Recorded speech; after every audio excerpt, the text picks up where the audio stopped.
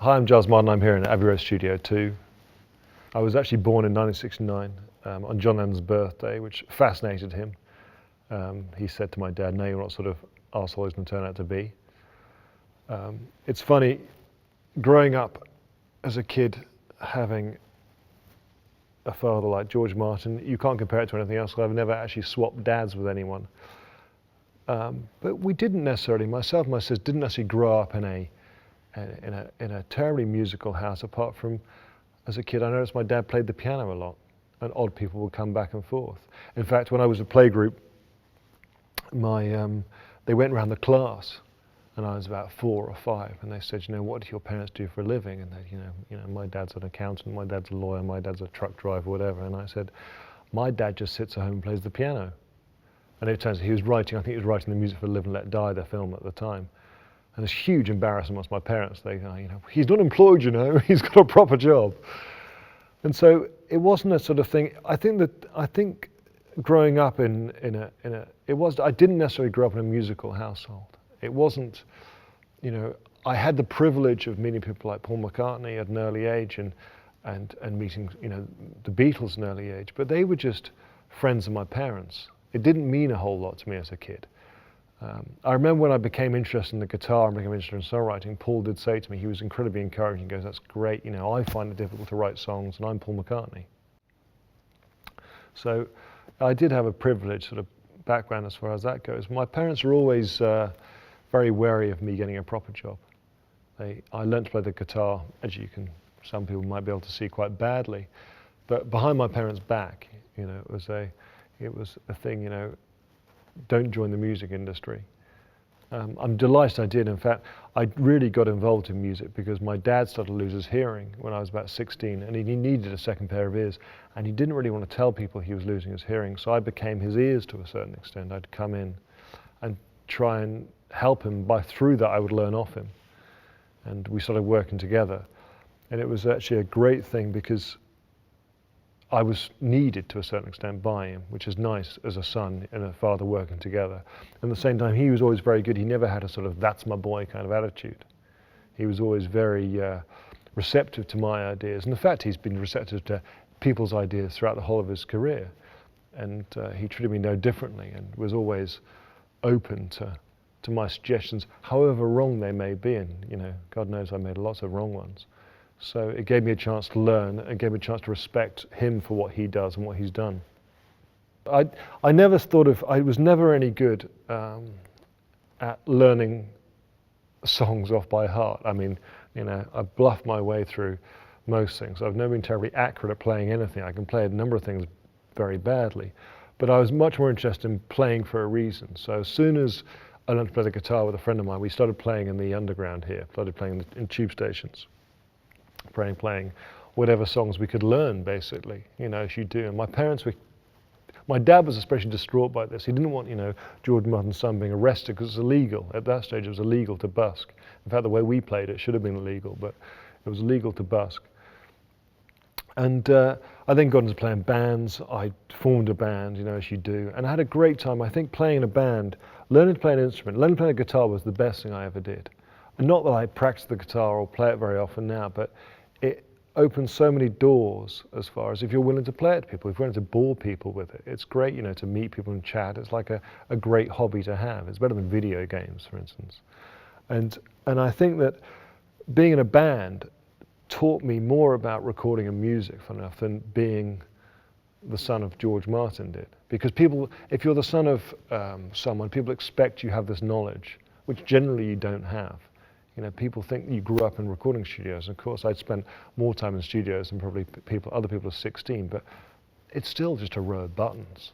If you're 16, it's still just, a compressor. Of course, I know what a compressor does.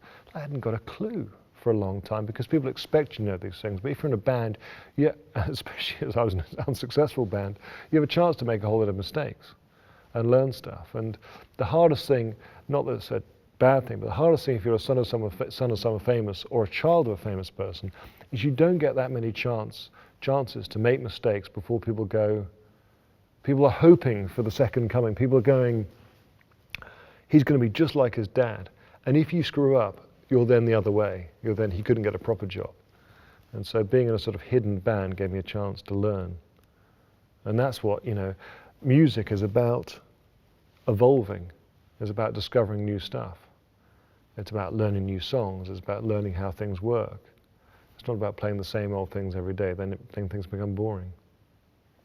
After playing in a band, I carried on playing I always played with people, always like going on tour and playing in pubs and clubs. So I thought it was just great fun.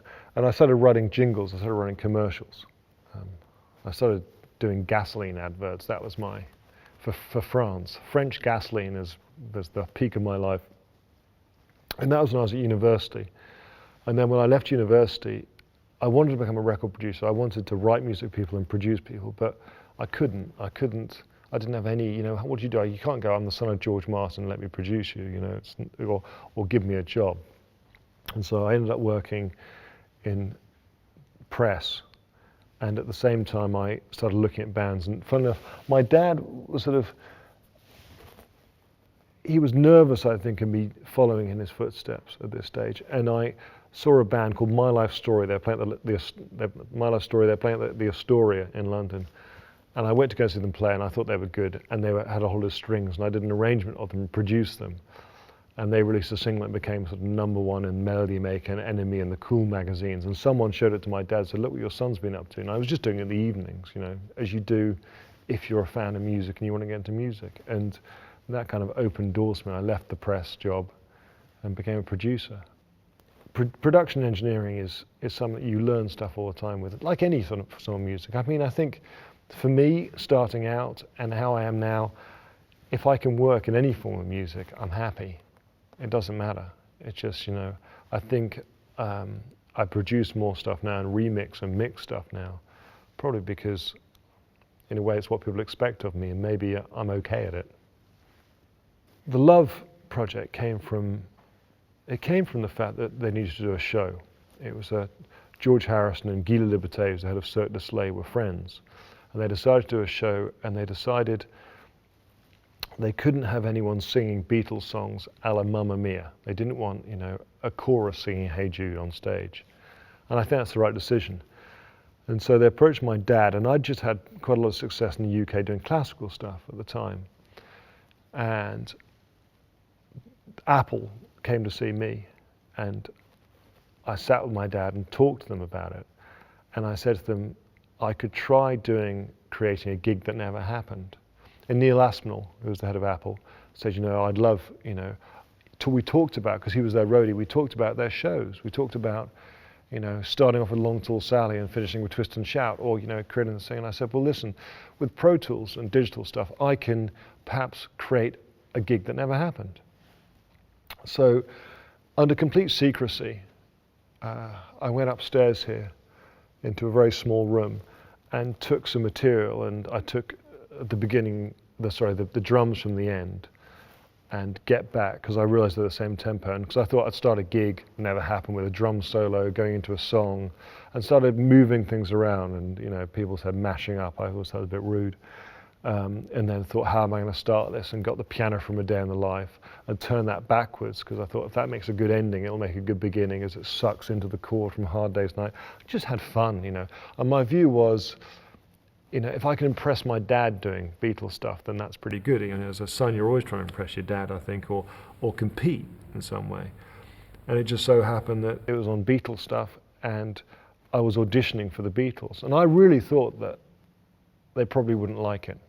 I really thought people would think this is a really bad idea. It sounds like a bad idea if you just talk about it. And I then took Within You, Without You and Tomorrow Never Knows and stuck those together, because I thought this will definitely get me fired, if nothing else. And they came and they really liked it. They liked the ideas. And so I ended up becoming the sort of legacy which I kind of fought against for a long time. And here I am now in Abbey Road talking about it. Suddenly became part of it, and I backed up all the catalogue onto Pro Tools and started working on this project, which became Love. I came with my dog Stan and went to my room and started working. We had a list. I worked with the director of the show and my dad. My dad would come in 2 days a week, and I'd play him ideas and we'd work through stuff. So he was kind of producing me doing it. But the bosses were the Beatles, Ringo and Paul, and Olivia Harrison and Yoko Ono, who were representing George and John. And it was important that they liked everything. They had to hear everything before it was passed on anywhere else. And the interesting thing about the Beatles, it's such a protected circle, rightfully so, that if you do something and no one likes it, no one ever hears it. You know, and that's actually quite a good thing for me, because it means I could take risks. You know, occasionally people at Abbey Road were sort of, you know, people who hadn't heard anything, which the majority of people here, didn't like the idea of what we were doing, and didn't like the idea of me coming in and changing. People think it's changing history, but it's not, because I'm not deleting anything. I wasn't, you know, I was just really trying to do something different. And Ringo and Paul would come in. The funny thing is they come and listen to stuff, and they're not allowed to take stuff away either. It's not like you give them a CD. The only chance of them listening to the new mixes we were doing was by coming here and listening to them. And then later, as we got the technology sorted out and secure drives were done, I would go and see Yoko and sit down with her and work through stuff. And it's fascinating. For me, it was fascinating because I have no past with them. You know, I certainly wasn't there at the time. And so it's kind of on an even, I'm way down the pecking order, but it's kind of, I meet on an even keel, as it were. There's no history. I have no, you know, experience of anything they did. So it was quite easy for me just to go, do you like it, or what don't you like about it? And they were very proactive in it, all four of them, you know, the two wives and Ringo and Paul. You know, Paul was the one that would give me the fear, because he's such a good musician. I mean, Ringo's a pretty good musician as well, and they'd you know, they know their stuff and they know their own material. And occasionally, in fact, when we were doing the show, I sat down with Paul and I went through each bit and, you know, played in bits in the theatre, and it was great. It was a great evening. And he goes, you know, he said to me, you know, I'd have to say I really like what you've done, and what you've done has been sympathetic with my music, and I really appreciate that. For me, that was just, you know, the best. But when it came to the opening of the show, at the very beginning, when people walk into the theatre and they're sitting down, I couldn't work out because they wanted Beatles music to play, and someone said, well, why don't you just do another 60 minutes of, and I mean, it took me 2 years to do the 90 minutes. So I decided to get as many Beatles on as I could by taking the vocals off, which is difficult with Beatles stuff because there's so much leakage on the tracks, and just play the backing tracks. So it's like the Beatles are playing, they're backing as you walk in. So you have Dear Prudence with no vocal, you know, you have Should Have Known Better with no vocal, and Penny Lane with no vocal. And the idea was that it would counterpoint Because. When Because starts, it's just vocals. So I'm sitting with Paul, and my dad's there and Paul's there, and Penny Lane's playing in the ceiling of the theatre. And Paul goes, and what's this then? And I went, it's Penny Lane. Because I know it's bloody Penny Lane, but what's it doing in the ceiling? And I said, well, I just thought it'd be an idea to, you know, because they listened to everything. I thought it'd be an idea to maybe put the backing tracks up there. And he's like, oh, okay, you know, I'll have a listen. And it's right there, because it is their music.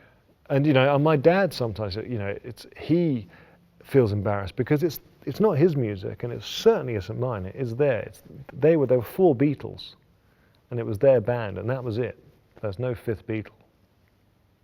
With music, there's things you'd like to do. I wish I could play things better. You know, I've always thought, you know, it'd be great to really learn how to play the bass properly, or guitar properly, or piano properly. You know, but it's just a question of time. Maybe I'll start watching our video tunes and then become a better musician. But you know, I'd like to, you know, work with, you know, a really good young band. At the same time, I'd love to go and do something like the Love Project with something else, you know, with taking stuff and creating, make people listen to music again. The good thing about Love is people do analyze it, people do listen, and people don't have it on the background, they do actually get into it. And that's why we do music. We do music because we're passionate about it. And so, really, I mean, I'm about to write a television thing, you know, it's a question of writing, producing, and being creative. And anything that lets you do that, you take. And every day, I just can't believe I can do this for a living. You know, I was told by my parents for years it's an impossible job to do for a living, despite coming from my background, because I think maybe when I have kids, I'll be doing the same thing. You know, don't go into music. You know, but you do it because you love it, and if you can get paid for it, it means you don't have to do another job to get in the way as well. So it's fantastic. I would say to anyone learning an instrument, anyone, you know, struggling, because let's face it, we all struggle with instruments all the time, and we struggle with music. is that no matter how hard it is, it's hard for everyone. And that love that you have for it, never let go of it, because you might be trying to learn a song and go, I'm never going to learn this. But the fact of it is, you do learn, and you do move on. And the thing to do is never ever give up, never ever lose that drive and that feeling you get when you work something out or you hear some great music, because it's much better than sitting down and watching the telly. I mean, the thing about music is that I think if anyone's toured, I used to tour a lot. You end up kind of working on automatic pilot, and you start amusing yourself with stuff. I was playing bass in a band, and you start playing the same things over and over again. And I was once in Germany, and I used to jump off the stage, and I jumped off the stage, and I had no idea until I left the how far I was jumping. We played the end of the concert, and I jumped on the stage, and there was no crowd there. I mean, let's face it, we weren't that popular, but there was a break before the people. And I launched off the stage, and seeing the band's faces, and they looked at me, I was like, oh my God, I'm gonna die. I'm gonna die in a shit club in Germany. And I dropped about 12 feet. My bass amp almost followed me, because I didn't have wireless or anything. The bass, it was like Wile E. Coyote. My lead unraveled. It was the only thing that kept me alive. And an Ampeg SV200 or they called came crashing down afterwards. But yeah, I spent most of my time being laughed at by people. I think it's important. I think it's important in studios to have a good laugh. It's funny, I mean, it's the Beatles. It's one thing that was shocking for me from listening to all of the tapes, everything they did, was not how serious it was. It was how much kind of fun there is in the tapes. Even when you think, oh, the White Album they didn't get on, they're really cracking up most of the time. And it's kind of, you forget that actually they came to the studio to have a good time, and all the other stuff you read about happened in offices and accountants and all that sort of stuff. Most of the studio stuff is great. And that's the thing about music. Music should be fun. If you're learning music, have a laugh with it, and don't sit on your own and do it. Find someone to play with, because the great thing about music is there's always someone worse than you. I mean, in my case, you really have to hunt them out, but there is, and so show off to someone. Well, the great thing about the internet is the fact you can delve into the world of songs and work out chords. And one of the problems I struggle from is you look on the internet, and quite often the chord sheets are wrong. There's some guy going, if you know the right way this song goes, please write in. You think, oh, that's no good. I can work that out. And the great thing about iVideo tunes is it breaks down that barrier, and you're suddenly being taught by professionals. You're suddenly being taught in a simple way by professionals. It's kind of inspired me. I saw iVideo tunes before I got involved in it, and it's inspired me to going, right, I'm going to see if I can learn the piano better now. And I think that's a great thing. People don't have access to the best people in the world, and now with iVideo tunes they do. You can be taught by some of the best people, from home, and the way it's shot and the way it's done is very simple. If I can understand it, it's very simple.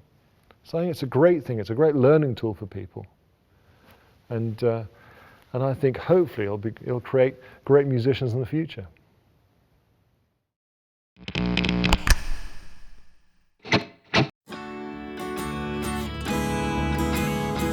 This is Giles Martin here at Abbey Road Studio 2, and I'm here to talk about 8 Days a Week. 8 Days a Week was recorded on the 6th of October, 1964, in this room here. It was the first time, it was the first of many things for 8 Days a Week, funnily enough. It was the first time that the band had kind of really worked on a song in the studio as far as shaping it in the studio, produced it in the studio. It's also the first time the Beatles have ever had a song that faded up. In fact, it's very rare nowadays you have a song that fades out of nothing with that guitar intro. The guitar intro was put on much later, the basic song.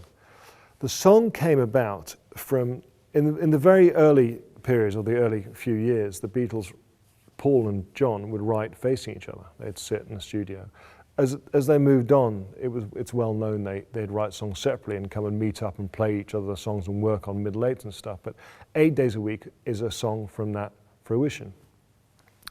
And a lot of people say it came from a Ringo saying, which according to Paul told me it actually comes from, he was on the way to John's house to do a writing session. Like they'd meet and they'd really have an attitude. They'd be like very workman about it. They'd go, right, okay, we're going to write, today we're going to write this number of hits. And they would. I wish we could do that.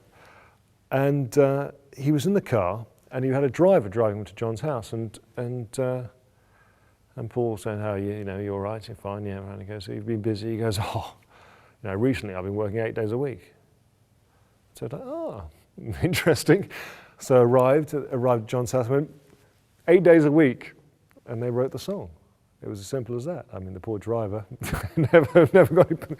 But anyway, that's another story. But that's how 8 Days a Week came about.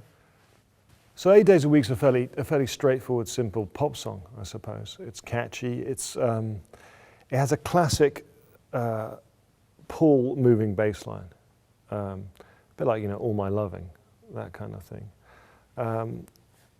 Which means that, again, the guitars can just drive. It was recorded with the vocals sung live and then double tracked. So John and Paul would sing while playing, and they'd just be boxed away from the drums a little bit. So it's basically what you're getting as a live performance. The beginning and the end guitars were added on much later. The build was it's the first, I guess it's the first time that really the Beatles experienced with editing and stuck music together, because they needed an intro and outro, and they didn't really have anything they wanted. Again, it's kind of like the Beatles knew when they were making a single. I mean, they deliberately recorded singles. In those days, bands wouldn't record an album and then go, what's going to be the singles? Because singles weren't on albums. I mean, you know, people wanted, it's funny looking at the music industry now, but you know, the idea was to give people value for money. There's no point selling a single and then having someone to buy it again when it's on an album. So the song was recorded very, very quickly, but worked on afterwards, and worked on, this introduction was worked on. And the introduction stems from a guitar build in D, based around modulating chords moving up. And with that, there's a double time bass, and actually a double time drum on top. And they actually recorded that twice. Exactly the same thing. The guitar's going on, the drum going on, and overlaid it twice to give it a bigger sound. And this is quite normal for Beatles stuff. You know, you wouldn't, even though they did double track voices and double track guitar solos all the time, quite often they'd double track the entire band in order to make the sound bigger. So that's why the beginning sounds big.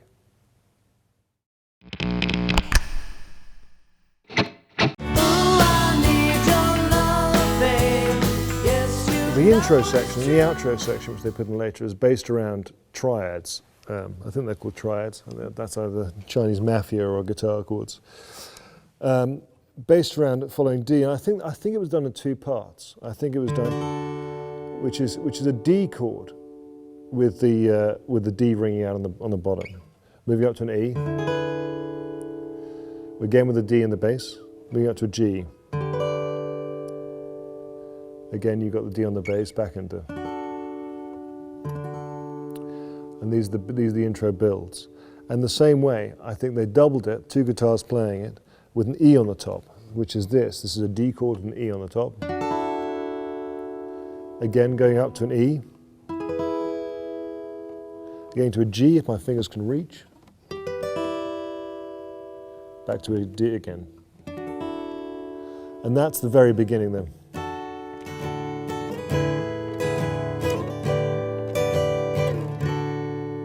That you hear, again higher up.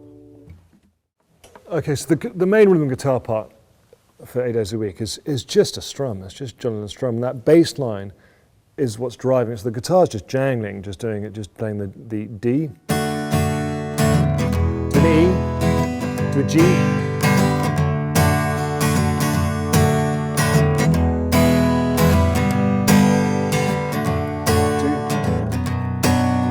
B minor, G, B minor, E, D, E,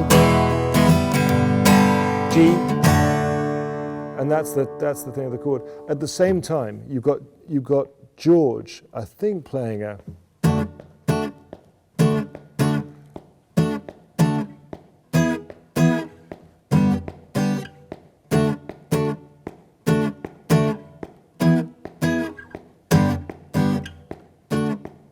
same again in the choruses. The B minor, E,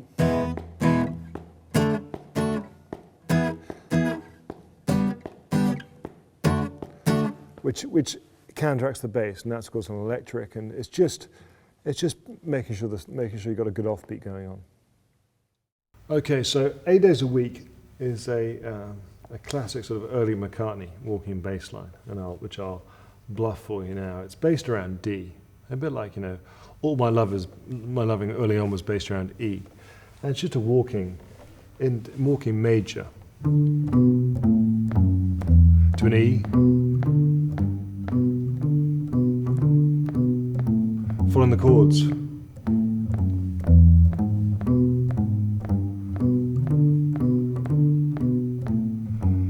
So those are just following the chords of D, he says, D, E, and G. And that gives it movement in the verses. And then in the choruses in the middle, he just starts playing fours, which is on the B minor to G, B minor to E, back into the verse.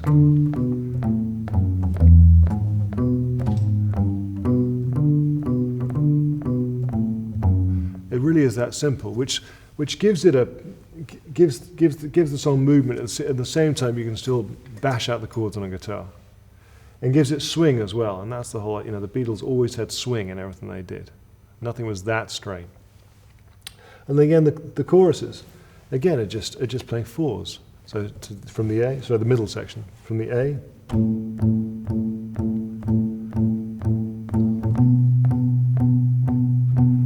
I put a skip in there, which is wrong.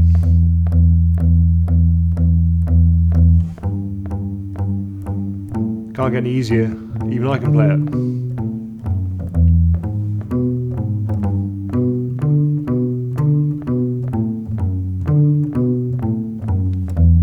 There you have it.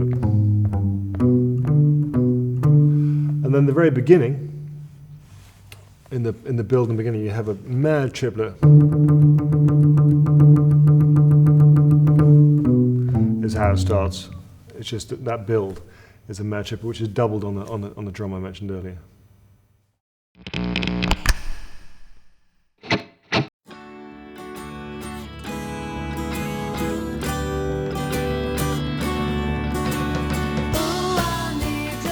Days a Week by the Beatles. The song's in the key of D major in standard tuning, and the intro for the acoustic guitar has the same strumming pattern, starting with the basic D major chord in open position, down, up, down, down, and rhythmically that would be 1 and 3, 4. And if you just move your first finger back 1 fret to the first fret of the 3rd string, and let the 1st and 2nd string ring open as well as the 4th string, that's going to make an E major over D chord. Same strumming, down, up, down, down. And then moving up to the G over D chord. My first finger is now across the 3rd fret on strings 1 and 2, and my 2nd finger is on the 4th fret of the 3rd string with the open 4th string. And then right back to D in the 4th measure for the last part. So the whole thing will sound like this.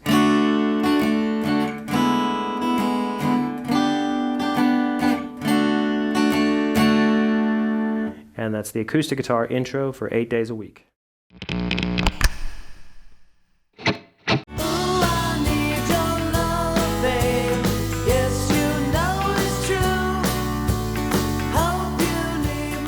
For the A section, the acoustic guitar is just playing the same strumming pattern, 3 simple chords, a basic D chord, to a basic open E chord, a basic G chord, back to a D chord.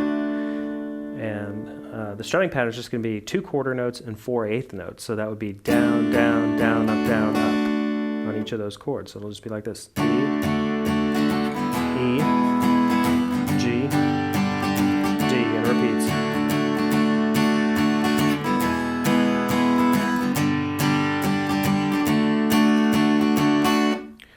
and that's the A section for the acoustic guitar on 8 days a week.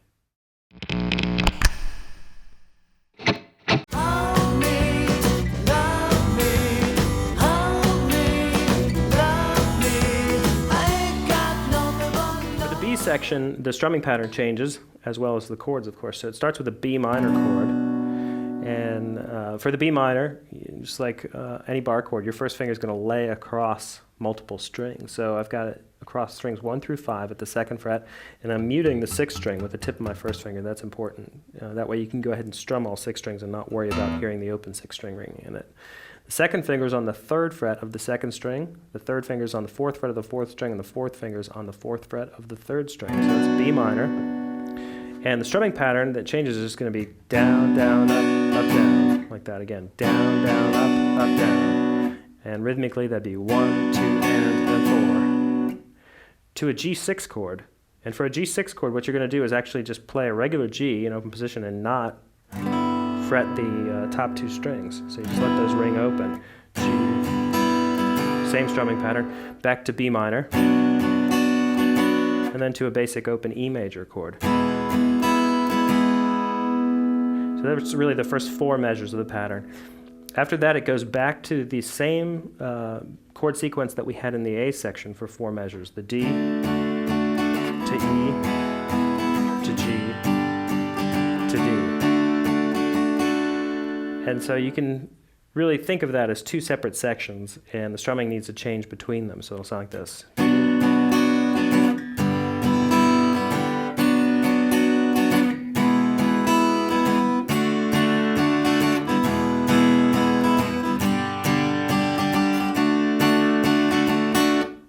And that's the B section for the acoustic guitar on 8 days a week.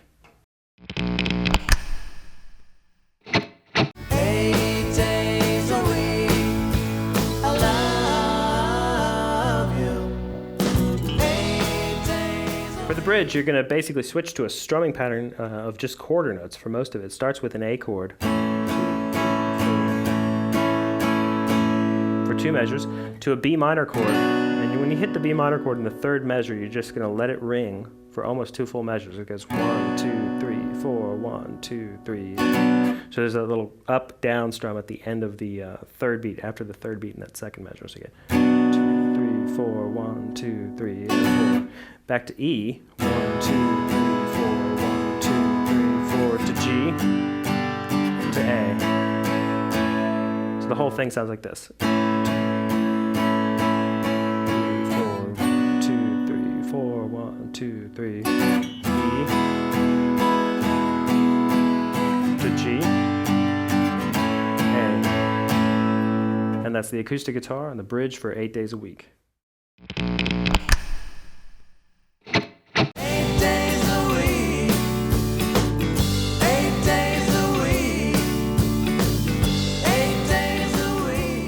The outro comes in at the end of the last A section, and you're just going to repeat the G chord to the D chord, and the G chord to the D chord again, and then play exactly what you played in the intro, which was the D, E over D, G over D, and just end on that D chord.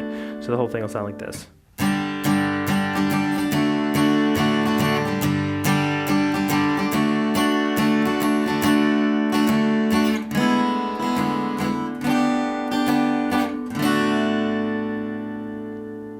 And that's the acoustic guitar outro for 8 days a week.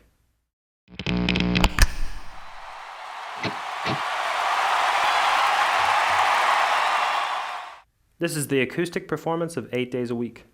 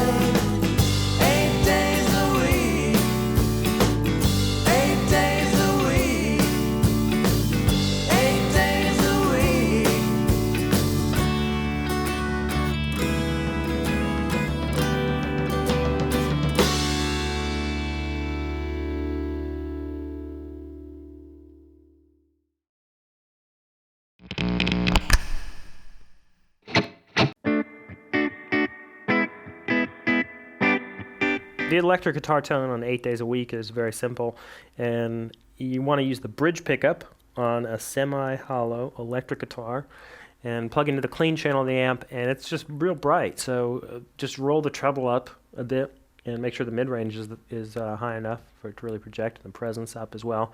A little spring reverb,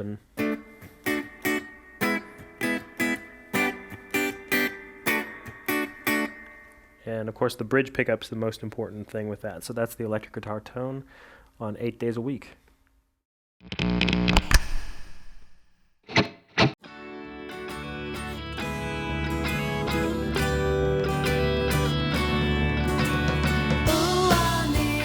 This is 8 Days a Week by the Beatles. The song's in the key of D major in standard tuning. And for the electric guitar intro, you're going to basically be playing the signature riff of the song. I'm going to play it in time and then explain it slowly.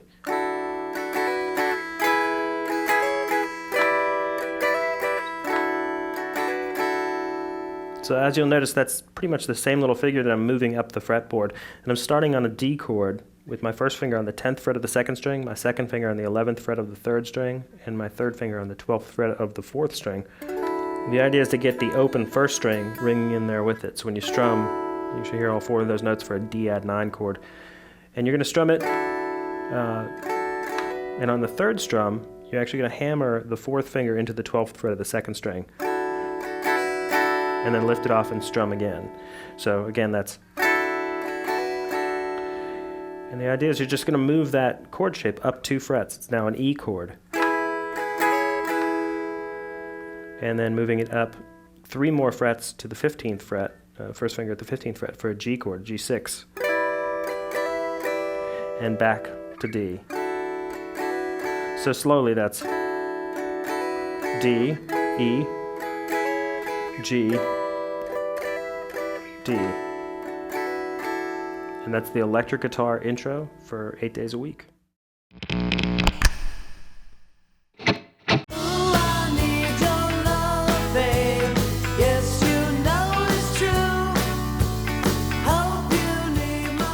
The A section of this song is an 8-measure section, and it's really a 4-measure chord progression that you're just going to play 2 times in a row. And it's simply a D chord to an E chord to a G chord and back to a D chord. So for the D chord, I'm just playing strings 2, 3, and 4 at the 7th fret with my third finger. For the E chord, actually have my first finger on the 4th fret of the third string, my second finger on the 5th fret of the second string, and my third finger on the 6th fret of the fourth string. And for the G chord, I've got my first finger barred across the first and second strings at the 3rd fret, my second finger on the 4th fret of the 3rd string, and my third finger on the 5th fret of the 4th string. So that's a G chord, and then back to a D chord. The thing that's interesting about this electric part is that it's played on beats 2, and then the offbeat after beat 3 and beat 4 in each measure. So that would sound like this: 1, 2, 3.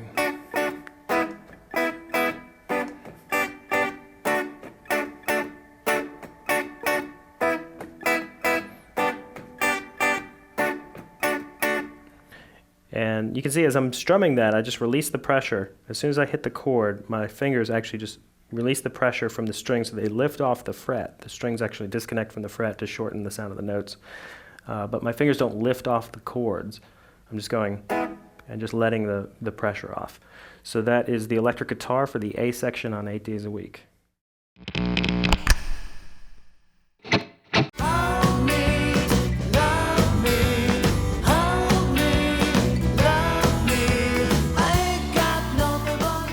For the B section, you're going to switch to a B minor chord, and for this chord I've got my first finger barred across the 2nd fret, strings 1 through 5. My second finger's on the 3rd fret of the 2nd string, my third finger's on the 4th fret of the 4th string, and my 4th finger's on the 4th fret of the 3rd string. So that's a B minor chord to a G6 chord, and you can think of this just as a basic open G chord with the top strings ringing open. So G6, back to B minor, and then to a basic open E major chord. And the interesting thing about these first 4 measures of this B section is that you're playing on 1 and then the and after 2. So it sounds like this: 1, 2, 3.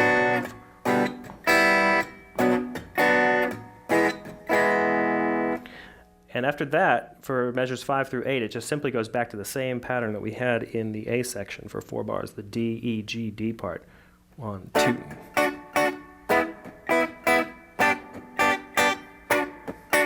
So the whole thing will sound like this. 1, 2, 3, 4, 1, 2, 4, 1, 2, 4, 1, 2.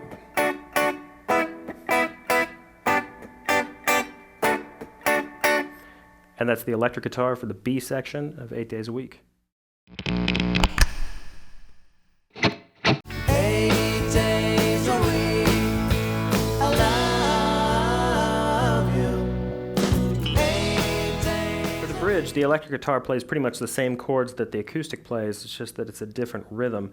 And the bridge is 8 measures long. And what happens is it starts with an A chord. The electric guitar actually comes in on the second beat of the measure. The first 2 measures are basically an A chord, so it'll sound like this: 1, 2, 3, 4, and 1, 2, 3, 4. And that's just a basic open A chord.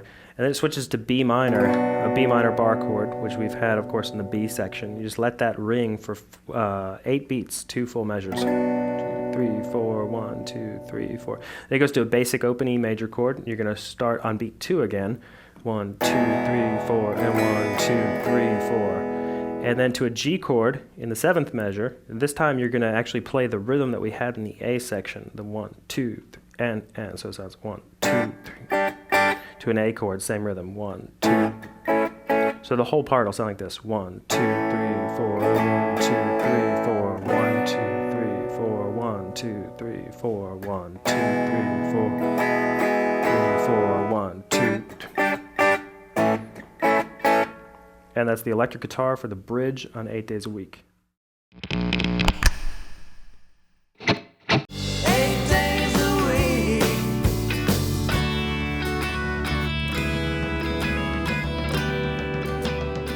For the outro, the electric guitar is just going to play the G chord to the D chord 2 additional times, like we have at the end of the A section, and then it's going to go into the signature riff. It'll sound like this.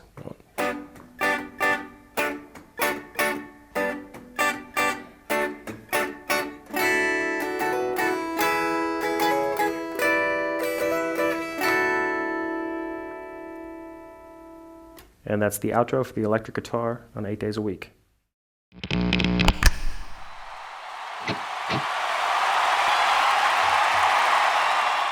This is the electric performance of 8 Days a Week.